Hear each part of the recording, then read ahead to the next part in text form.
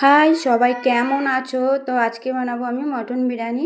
তার জন্য আমি প্রথমে 1 কেজি মতন মটন নিলাম, তাতে দিয়ে দিলাম কিছুটা পরিমাণে পেঁয়াজ, হলুদের গুঁড়ো, লঙ্কার গুঁড়ো, জিরের গুঁড়ো, ধনিয়ার গুঁড়ো, পরিমাণ মতো লবণ আর 200 ml মতো রিফাইন অয়েল দিয়েছি।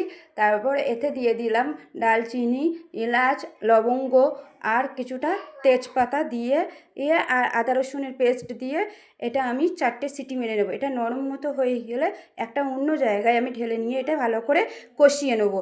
আর এটা কষাতে কষাতে আমি কিছুটা পরিমাণে টক দই দিলাম, 200 ml মতো টক দই দিয়েছি।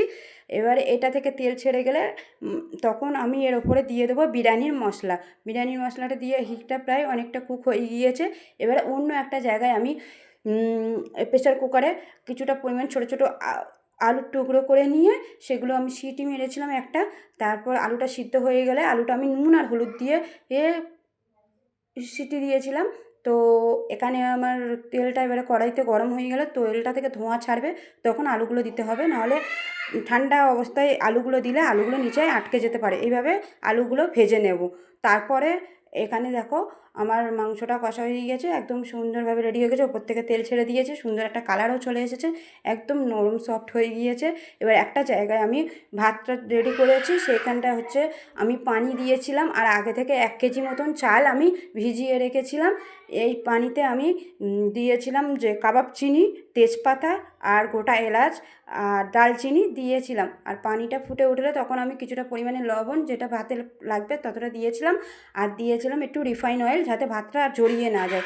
তারপরে চালটা ঢেলে দিয়েছিলাম। তো এখানে আমি 80% মতন কুক করে নেবো ভাতটা। ভাতটা 80% কুক হয়ে গেলে আমি নামিয়ে নেবো, কারণ দমে দেওয়ার সময় তখন 20% আরও কুক হবে।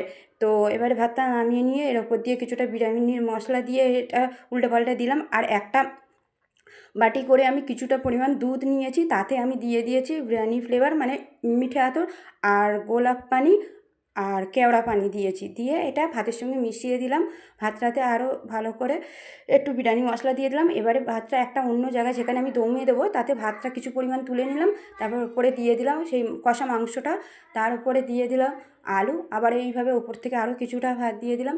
এভাবে সাজিয়ে নিয়ে ওপর থেকে ঘি দিয়ে এবারে দমে দিতে হবে প্রায় 20 মিনিটের মতন। তারপরে রেডি হয়ে যায় দম মাটন বিরিয়ানি। ভিডিওটা কেমন লাগলো? ভিডিওটা ভালো লাগলে লাইক আর চ্যানেলটা সাবস্ক্রাইব করে দেবে। বাই।